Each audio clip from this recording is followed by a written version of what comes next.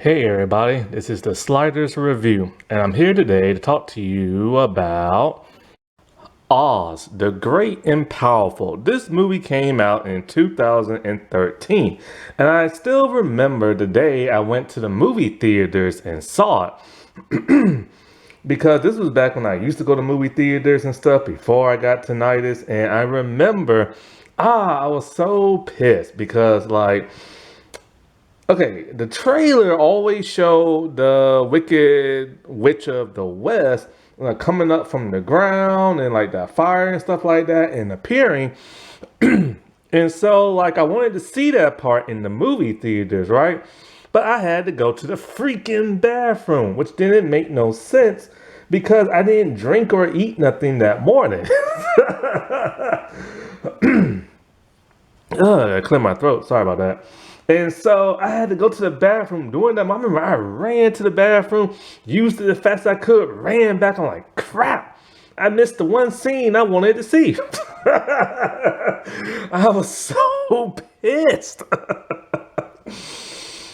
And so, I remember when I watched this movie, I really enjoyed this movie, and I just rewatched it again, and I enjoyed it even more. However, there are two people in this movie I can't stand. So that's that.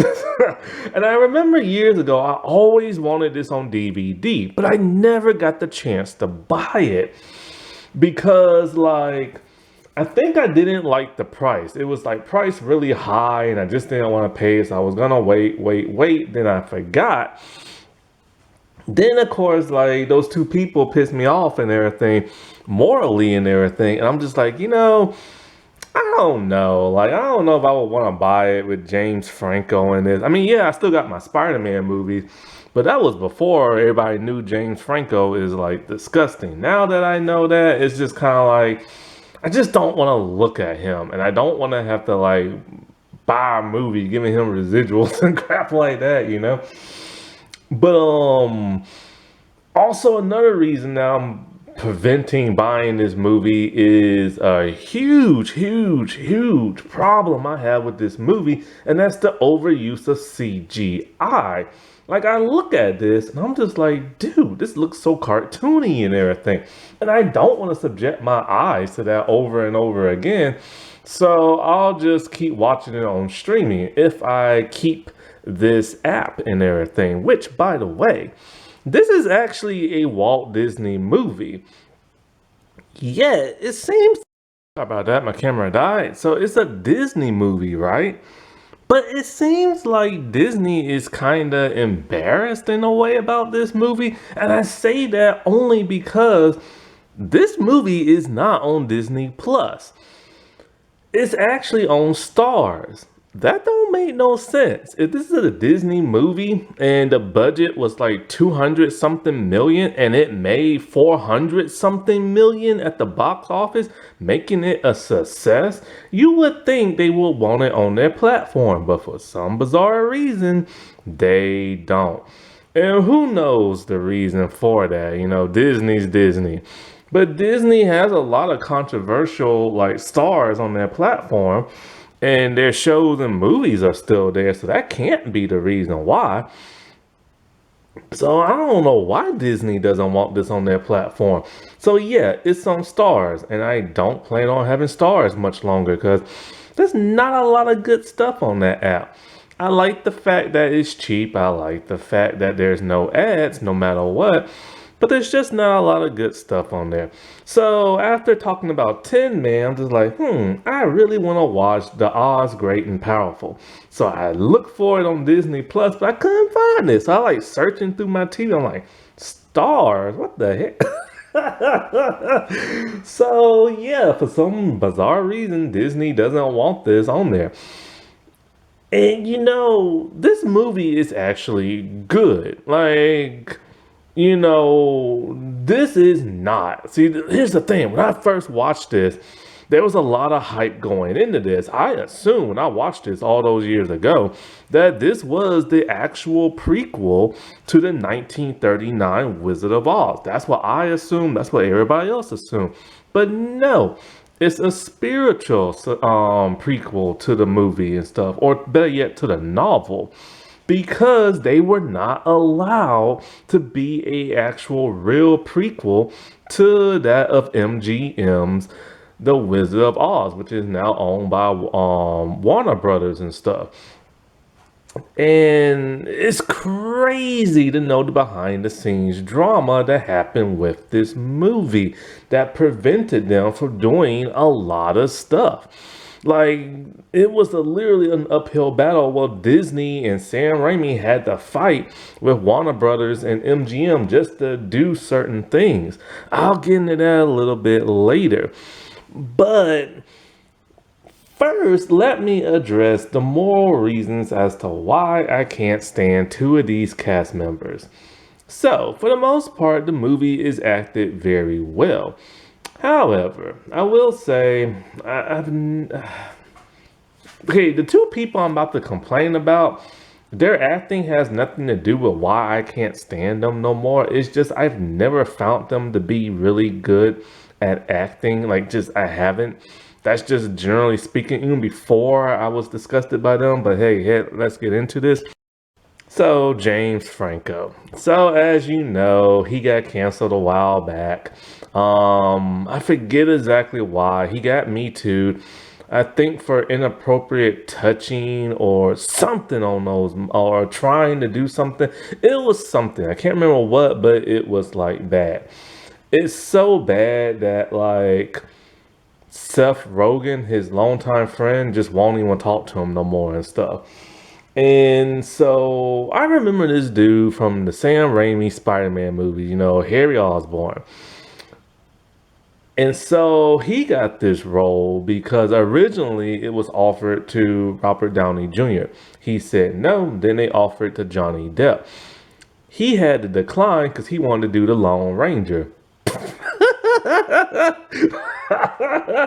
I saw that in theaters too. Oh boy, I hated that movie. So James Franco took it for $7 million. Personally, Bruce Campbell should have played the Wizard of Oz. He would have been perfect for that role. He was already in the movie as a cameo, so why not? You know what I'm saying? But James Franco took it. And James Franco, I've never really been a fan of his acting. It's like sometimes he's good and sometimes he's really corny. But this version of Wizard of Oz is a con man, so that weaselness of his, it worked okay for it, but still his acting is alright, but it wasn't that great. But yeah, the whole him getting Me Too'd and all that crap is a sour taste in my mouth. I don't like people like that.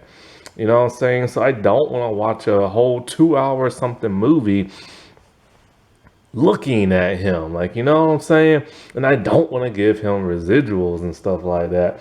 Like, I'll keep my Spider-Man movies and stuff, 'cause heck, it's Spider-Man, but I just don't want to have to look at that dude, you know what I'm saying?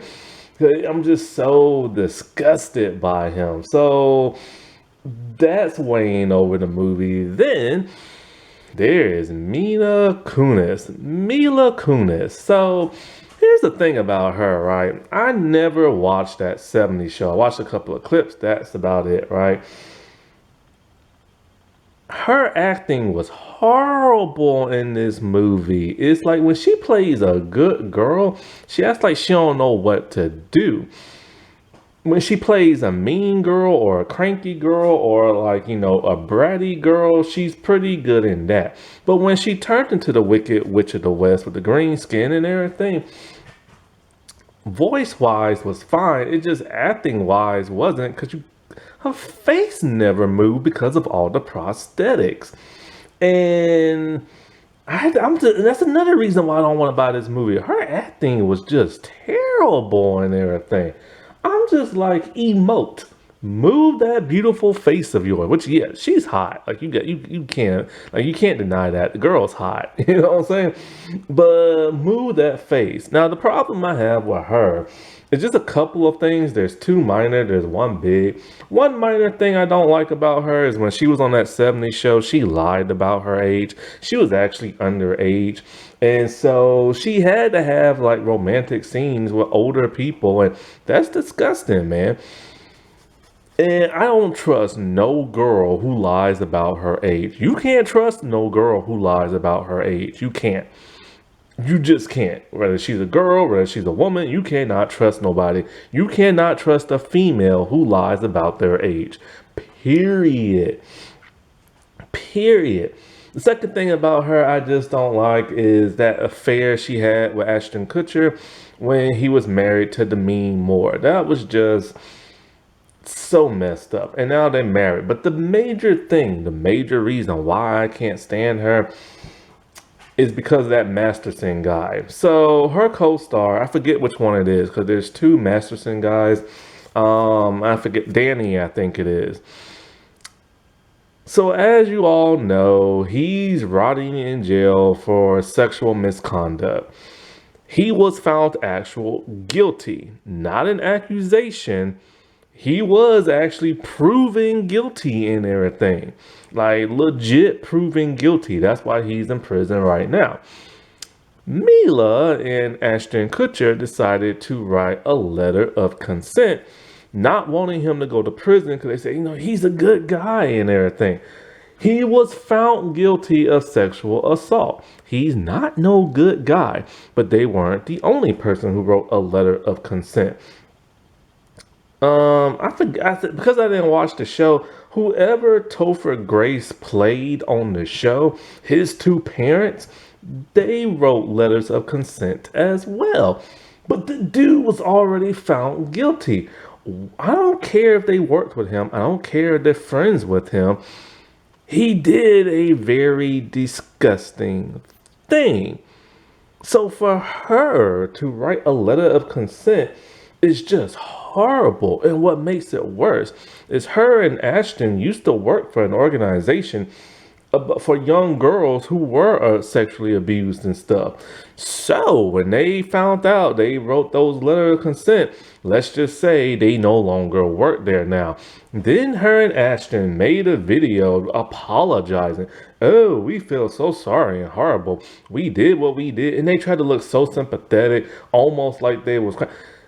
Now her acting looks good. I just can't wrap my head around that. She disgustes me and everything. Her and James and stuff. And it's weird. Because like that, okay. If you ever heard of the band called Linkin Park, they used to have a male singer, but he took his own life. Linkin Park's a really good band. They have a new female lead singer, which don't make no sense. How you gonna go from a male singer to a female singer? Anyway, the female singer has defended Danny Masterson and everything. And it's like, why are people willing to throw away their careers for this disgusting man and everything? I will never understand it.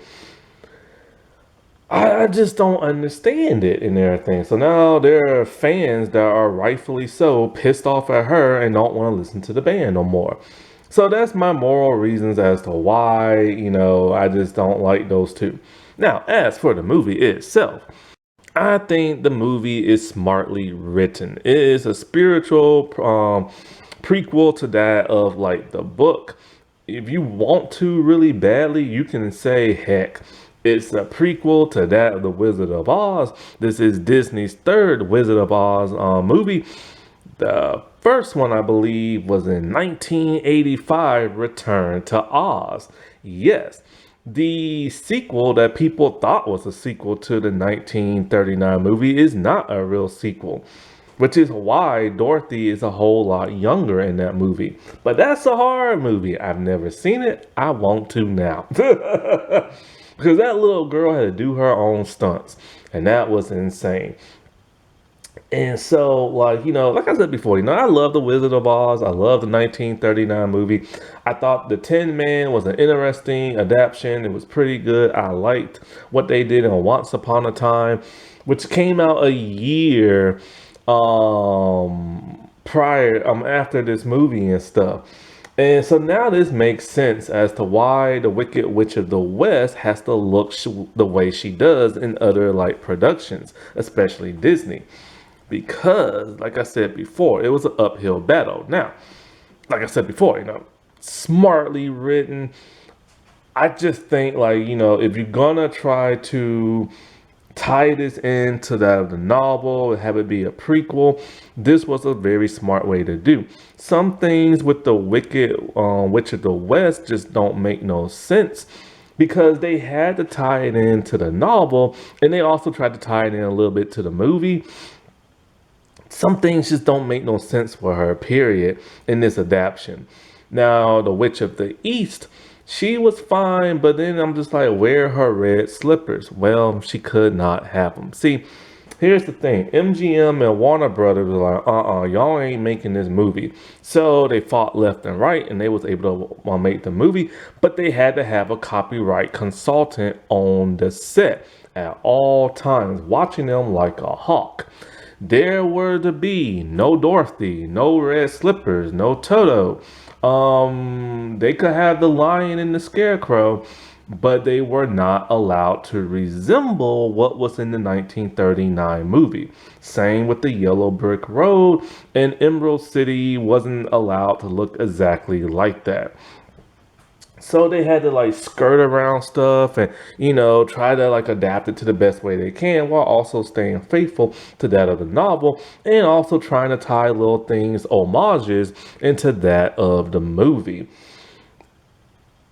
I give it up to Sam Raimi. Like, I give it up to that dude. That dude did like one of the most impossible things to do. Because how the heck are you going to make this faithful but also make it different at the same time? Other people have made it different and it has not fared so well as in Emerald City on NBC. Which I still have not seen, but I saw clips of it from what's her name, Modern Girls, the YouTuber. I see why it got canceled. I see why this one network originally didn't want it and then it went to another network. I see now why. And that's why Tin Man looks the way it does and everything with the whole steampunk thing. Because the people who have the rights to it just don't want it looking exactly like it. Also, let me just say this.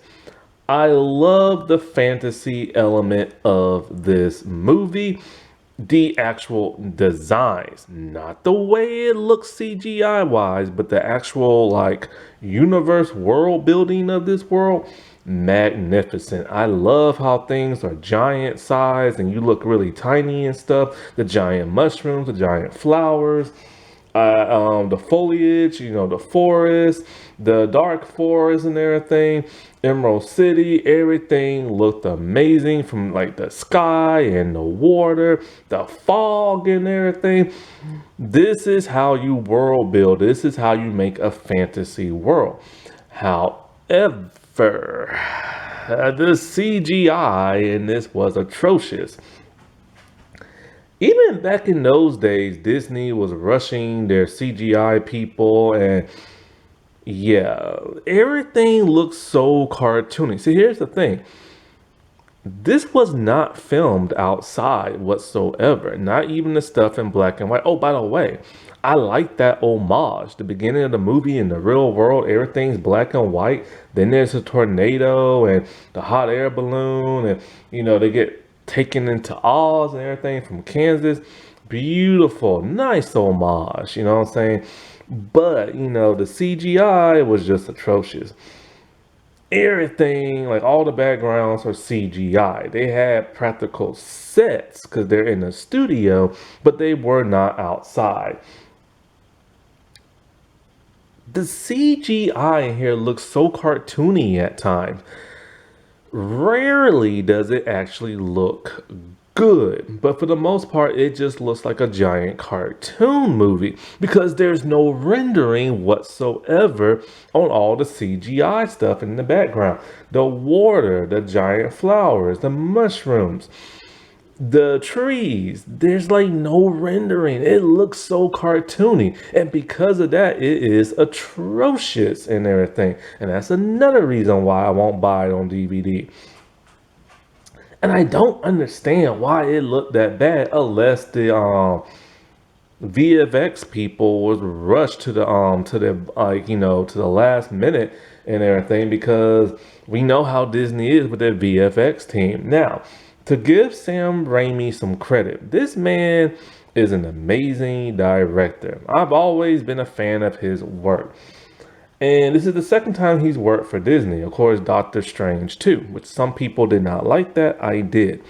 Now, here's the thing with Sam Raimi and his CGI.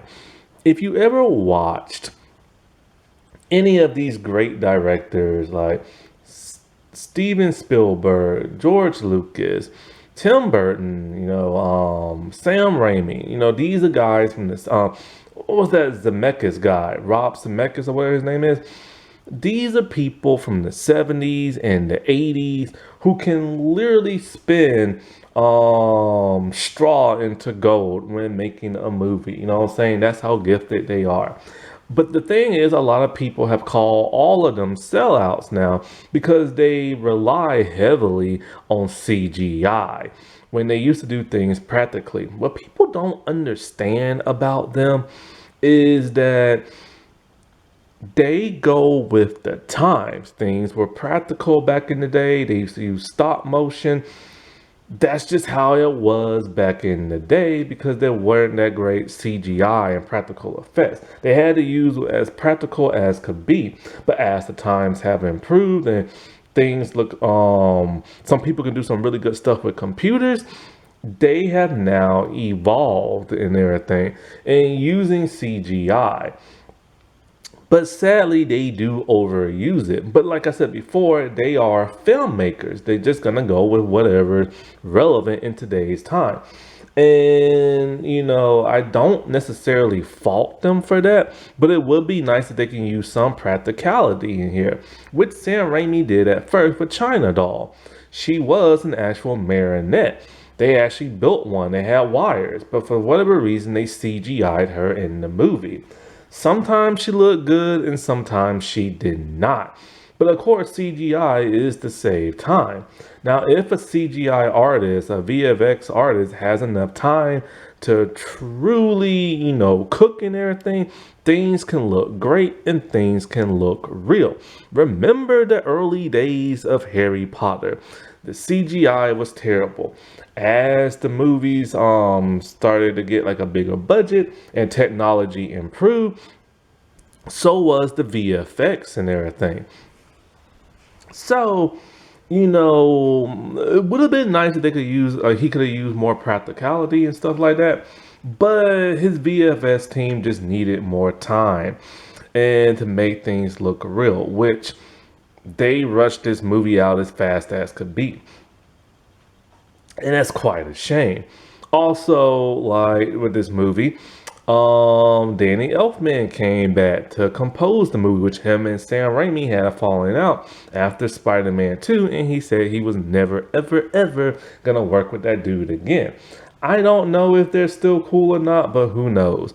Greg Nicotero, the dude from The Walking Dead with the zombie makeup and stuff. He's the one who oversaw the prosthetics for the Wicked Witch of the West and the Wicked Witch of the East. Which, once again, this movie was plagued with behind-the-scenes drama. A lot of the stars could not be there to do stuff. James Franco, I think, had to do something else. No, his dad died and he had to do something else. What's her name? Michelle Williams? She had to promote another movie. Rachel, I think that's her name, Rachel Wise. She had to go film one of the Bourne Identity movies and stuff. So Mila Kunis had to take 2 months off because of the makeup, that damaged her face and stuff like that, and the prosthetics. So she needed time to heal. Because in the original Wizard of Oz, some of those stars had permanent skin damage because of the prosthetics and everything. So yeah, when you have to glue all that crap to your face, it's not cool. But so also with the whole MGM thing, the Wicked Witch was not allowed to look the way she did. She wasn't allowed to have a mole. Her nose had to be different. Her chin had to be different. And she needed a different shade of green, which would now explain why she on the Wicked Witch of the West looked different on Once Upon a Time 1 year after this movie. And I'm sorry, that face, while it looked cool, it looked so rubbery. It looked like it was a CGI face and everything. It just something looked so weird about it. It just something looks so weird about it. I just don't know what, but it just did. And her face never really moved, and her mouth could barely move. So it was just, and it was almost like she was dubbing over her lines because she couldn't move her mouth. And so let's see what else about this movie. Who all does it star? So of course it's James Franco, is Rachel Wise, is Zach Braff. His monkey dude looked really cool in the CGI. Michelle Williams, Zoe King. I don't know why people don't like Joey King for. Like, I think she's all right. Like, but some people just really don't like her movies. Tony Cobb. May he rest in peace. No, Bill Cobb. Bill Cobb. That's it. Bill Cobb. May he rest in peace. He sadly passed away. Tony Cox is in this movie, and he was really funny and stuff. And it was really cool to actually see people with dwarfism in this movie, which, as we all know, Peter Dinklage has ruined that for Hollywood. He's ruined that for the Snow White movie. He ruined it for the Wicked movie because now they get full-size people. All because he complained and now some of them can't get work. But a lot of them do. A lot of them are just like models and stuff on Instagram. But, you know, a lot of other ones, they're losing jobs now because of him. And don't get me wrong, I do believe him when he says, you know, he's done a lot for his community. Because, you know, he portrays very well characters in movies, and those are not a stereotype. But the thing is, there are other people with dwarfism on TV, reality shows, movies, television shows, and they're taken seriously. There are tons of female models on Instagram. There are tons of female dancers with dwarfism on Instagram. There are male models, there are wrestlers, there are bodybuilders, and some X-rated stars. So it's not like he's the king and made all this happen. You know what I'm saying? And so this movie, you know, takes place in 1905. And with that, you know, he's in Kansas, you know, Oscar Diggs, who has a long name, is a magician and a con man and a womanizer. And I didn't even know Ted Raimi was in this movie. He's a dude's all like, I see a wire. It's funny how he'll change the appearance of his face to appear in his brother's movies. And you know, it was so sad that when the little girl in the wheelchair is all like, "Make me walk again," played by Joey King, and it's just like, because you know he's a con man, and it's just like, and he's a magician, and he can't do that. But of course, he was scamming on this one girl, and you know, her boyfriend got pissed, and they tried to attack him. He escaped in like air balloon, and you know, boom, here comes a tornado. That whole tornado sequence looks so fake with the CGI. Lord Jesus, the CGI was terrible in this movie. But he ended up in Oz, and the CGI, oh my God, it just looks horrible. But of course, he meets that of the Wicked Witch of the West, Theodora, which is what they're calling her in this movie. She's had so many different names. Now, the thing about the wizard in this, or Oscar, is that he is a con man. He's greedy. He's like, you know, a womanizer. I like how they made him this way. He is not perfect. Because, you know, the whole thing about the whole Wizard of Oz is that he's just a big projection head, and he can't really do what he says he does. Making him into a shady kind of person was perfect for this movie. You know what I'm saying? And it was a nice touch to show later on how he redeems himself, because he feels bad for these people who he caused, kinda like, they were already didn't have no free will. They was already being played by the evil witch of the the East, but he really screwed things up with Theodora from the West and made their life even worse. So the fact that he was able to redeem himself was really cool at the end. As for Theodora herself, she doesn't really make a lot of sense in this movie. The way she dresses does not make any sense with the way everybody else dresses. Um, Her whole motivation, because they're trying to make her sympathetic, just did not work for me. She believed so much in this prophecy that she thought that, Oscar was the wizard, he's going to be king, and he's going to marry her and stuff. And of course, he tricked her by making her think he liked her when he really didn't, which I never understood why he never liked her, because she's hot. You know what I'm saying? I didn't understand that. But instead, he likes Glinda for some reason. And so, it breaks her heart. I like how they did the whole water thing to show that it cracks and burns her skin, showing, the whole her melting and everything. That was a nice touch. But her believing her evil sister, and her sister clearly looks evil, was weird. And then for her to think Glinda is evil when Glinda looks as nice can be, that was weird. So she's so gullible and everything. And I don't like that. But then mostly she's just a woman scorned and wants revenge. But then she eats that green apple and turns green. Her transformation was kind of odd because you don't really see the transformation. She hollers and screams and falls behind a table. Then she reaches her hand out and all of a sudden it's green. And then you just see the shadow figure of her turning more into the recognizable witch, turning her hat into a pointy hat somehow. And I do like the shadow effect of it, but you needed to actually see all that happen. And that was a detriment.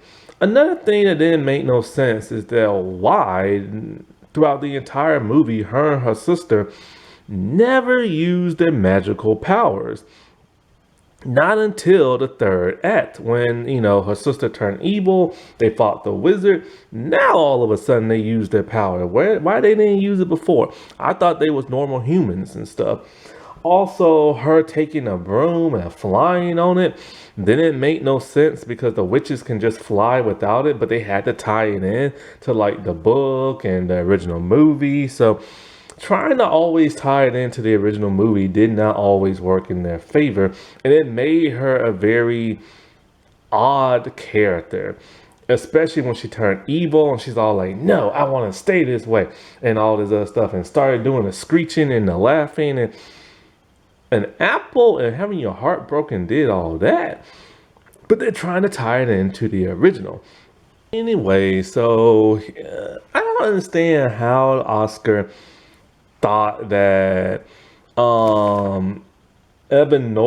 the witch of like the East, was good and assumed that Glinda was evil. But as soon as he saw Glinda, he just automatically thought, oh, okay, you're good and everything. And that didn't make no sense. But anyway, Evan Nora is pretty cool in this movie. Like, I like how evil she is. I like how she's not over the top.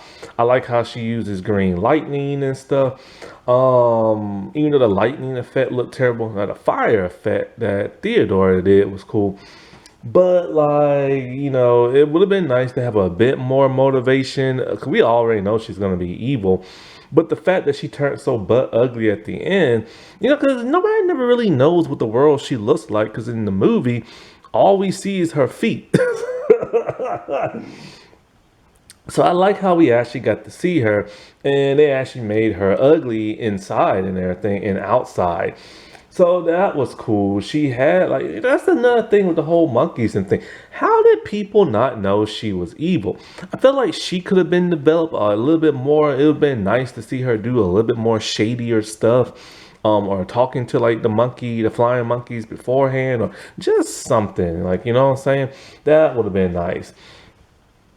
And so Oscar, he has to kill the evil wicked witch, which he does not know is Glinda.